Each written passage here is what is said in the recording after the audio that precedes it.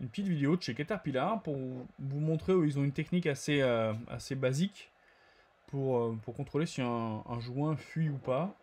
C'est pas la même méthode partout, mais bon.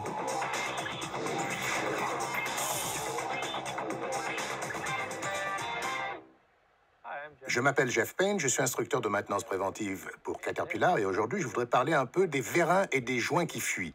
Mais pour commencer, nous devons parler un peu de sécurité. Avant de descendre à l'intérieur d'une machine ou de travailler sur une machine, vous devez poser des étiquettes sur celle-ci.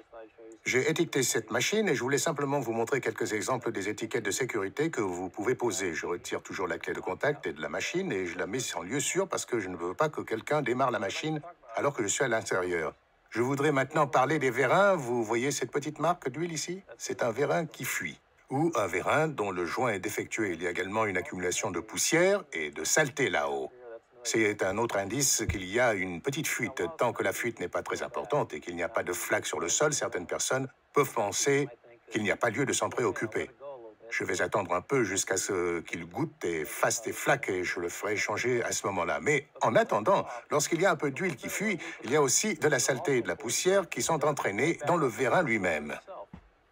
Et de cette manière, tout le circuit hydraulique se retrouve maintenant contaminé, de sorte que ce qui pourrait être une petite réparation sur cette machine peut se transformer en une réparation coûteuse et endommager beaucoup d'autres composants si on ne prête pas attention à une petite file d'huile comme celle-ci.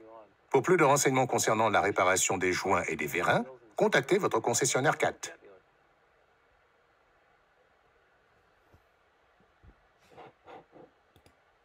Ok, donc voilà ce qu'ils pensent. Donc ce qu'il faut savoir, tout le monde, c'est qu'une tige de vérin, elle doit être nécessairement et toujours un petit peu légèrement grasse. Mais on peut effectuer un contrôle d'étanchéité après un temps de travail pour vérifier, donc si l'huile est à température normale déjà, température de fonctionnement normale, pour essayer de se faire une idée de, voilà, est-ce que ça fuit trop, est-ce que ça fuit pas assez, est-ce que je laisse faire comme ça ou est-ce que je peux intervenir.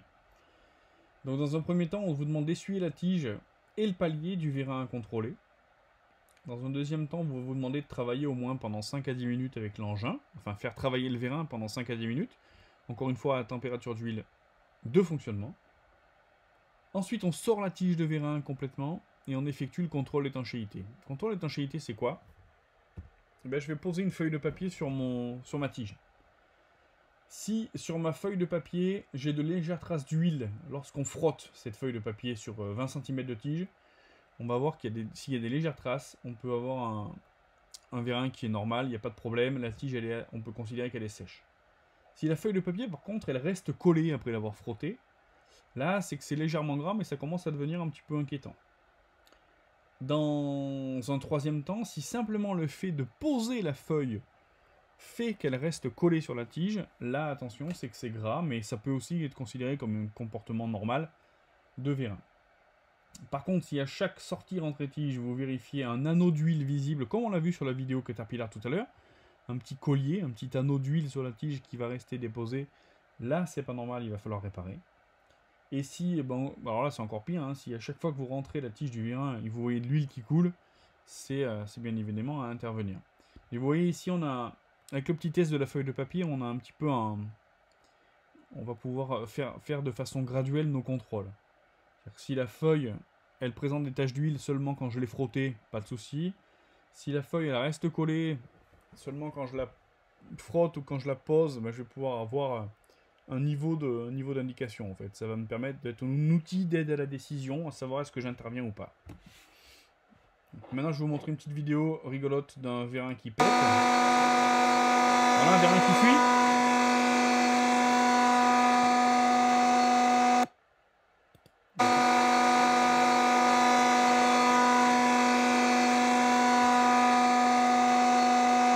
Oui, tous la fuite, hein. La fuite elle est carrément ici, elle n'est pas au niveau du palier ni de la tige, hein. Elle est vraiment au niveau du fût.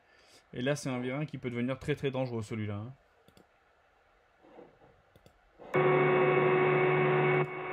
Là vous avez un vérin télescopique qui est entre différents, voilà, qui est posé entre différents éléments trop costauds et c'est le vérin qui explose carrément.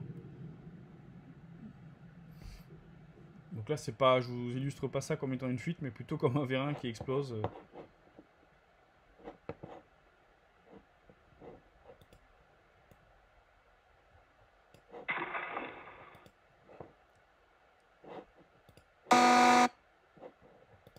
pardon. Autre vérin télescopique qui se déboîte, voilà.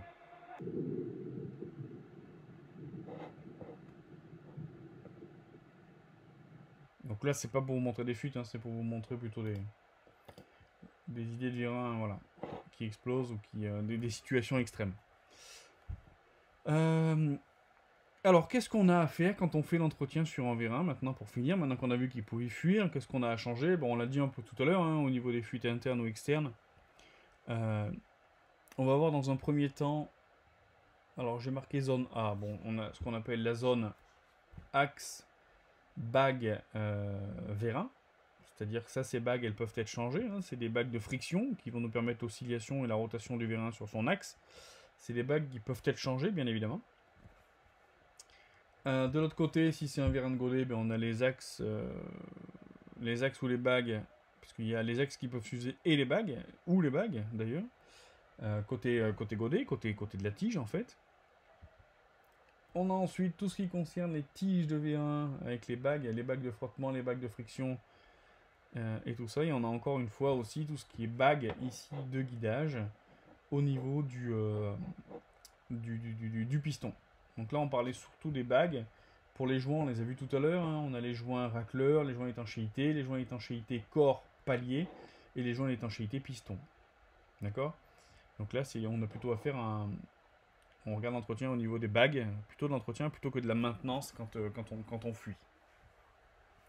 Voilà, donc on le voit facilement quand un vérin prend du jeu, ou carrément fait du bruit, ou qu'on a une machine qui est plus du tout précise, c'est-à-dire quand on la pilote, on sent que il y a un balourd après qui se présente et la machine n'est plus précise. Voilà, j'espère que ce petit cours vous aura plu et vous aura un petit peu plus illustré souvent l'élément final de nos circuits hydrauliques, c'est-à-dire chez nous le vérin hydraulique. Voilà, j'espère que vous arrivez à remplir le cours. N'hésitez pas à faire une pause et à reprendre cette vidéo le plus de fois possible et à me questionner s'il y a des soucis. Merci à tous, à bientôt.